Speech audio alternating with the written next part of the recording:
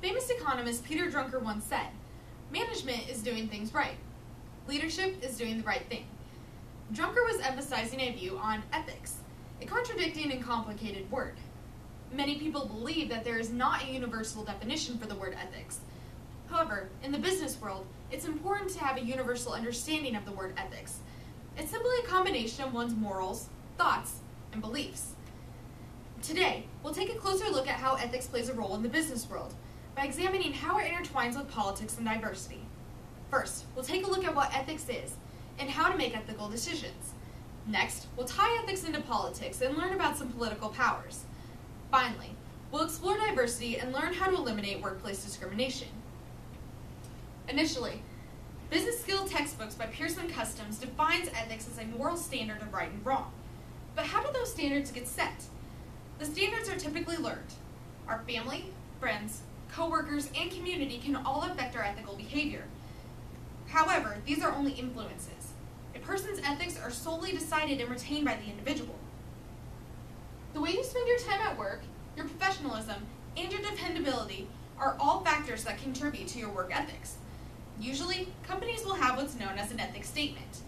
For example, Walmart's ethics statement is a 36-page document that is constructed around 3 key beliefs: respect for the individual, service to our customers, and striving for excellence. This addresses what ethical behaviors are expected of their employees, as well as punishments, should the policy be broken or ignored. Just to name a few, Walmart's ethics statements clearly state that harassment and drug and alcohol abuse will not be tolerated. Other jobs that pertain to mainly office work will require you to do jobs such as filing personal papers. It's important to know that confidentiality is a key component to good work ethics. The company and customers trust you to keep their personal information private. If it's not written in stone, it can be considered an implied confidentiality. With this in mind, we can take a look at how to make ethical decisions. There are 3 steps to making ethical decisions. First is considering the law. Is what you're doing legal? If not, then the decision is probably unethical. Second is fairness. When making an ethical decision, the outcome should be fair to everyone. If it's apparent that someone will be hurt or defenseless, then the decision is unethical. Finally, to be considered is one's conscience. Even if the decision passes the first 2 criteria, if it's going to make you feel guilty, it's probably unethical. For example, Walmart's ethics statements state that it is unethical to receive gifts or entertainment from a supplier. How would you act if you were a Walmart employee receiving a gift from a supplier? With a better understanding of ethics, we can now take a look at its part in politics. Politics is obtaining and using power. It's important not to give into the stereotypical view of politics as being a bad thing. Politics can be good when used ethically. However, it's important to be aware of reciprocity, which is debts and obligations that are created for doing something for someone. According to the previously mentioned text, powers is one's ability to influence another's behavior. There are many types of ethical powers. Legitimate power is the power that a company has hired you as, such as a manager, supervisor, or team member. Your formal authority is included in this power. The second type of power is coerced power. This is defined as a power that is derived from your position. This is typically a power that involves threatening or punishment. It's very forceful. The opposite of this would be reward power, which is related to giving the gift of a pay raise or promotion when a goal is met.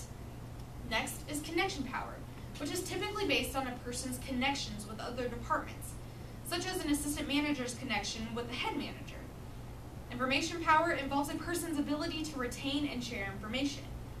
Finally, expert power revolves around one's knowledge and experience. Employees tend to follow this type of power because they respect the knowledge and trust the guidance of this person. The only way to increase your power is by networking or creating relationships with individuals outside of your work area. Even though you may choose to make ethical decisions, other co-workers may choose not to. If you believe an employee is making an unethical decision, you have 3 choices. First, you can alert outside officials if what's being done is illegal. Second, if the behavior is accepted by management, you can learn to accept management's decision also. If you do not approve of management's decision to accept the behavior, you can choose not to work for the company. For example, imagine you are an employee for Monsanto Corporations. a United States-based company that produces genetically modified foods and the weed killer Roundup. Both have recently been proven to be harmful to humans and to the environment. If you were an employee for them, would you keep working there? With a better understanding of ethics and politics, we can finally explore diversity within the workplace. Workplace diversity simply refers to the differences among coworkers. Contrary to popular belief, diversity is not limited to race. Race is defined as people with certain physical traits. Examples include Asian, Hispanic, African American, and Caucasian. This is not to be confused with culture, which is the different behavior patterns among people. Examples of culture include age, gender, religion, and family influences. The general image, based on race and culture, it's easy to encounter stereotyping. This is a general image of a particular group based on one's perception. Unfortunately, this can often lead to workplace discrimination. According to a BEAD survey done from February 21st to March 10th of 2011, a number of different people have said that they felt discriminated in the workforce. It's not uncommon for people to feel prejudice against certain races. However, it's not ethical. There are a few things that can be done to help eliminate prejudice. First, you must recognize the areas that you hold prejudice in and try to understand why. When you recognize this, you should start learning about the individuals or groups to help eliminate your prejudice. Companies can help minimize workplace discrimination by creating a diversity statement and providing diversity training. A diversity statement is a small reminder to employees that diversity is an asset. Diversity training is another tool that helps to eliminate harassment and discrimination in the workplace. Diversity comes in many forms. It's important to keep 3 key concepts in mind when it comes to diversity. First, always treat everyone fairly. Second, diversity should be considered and utilized as an asset. And finally, diversity should only be an issue when it negatively affects performance. So today, we have learned about ethics, politics, and diversity. First, we took a look at what ethics is and how to make ethical decisions. Next, we tied ethics into politics and learned about some political powers. Finally, we explored diversity and learned how to eliminate workplace discrimination. With all this in mind, we can really relate to Peter Drucker's quote, "Not everyone is meant for management, but by making ethical decisions, we can all be leaders."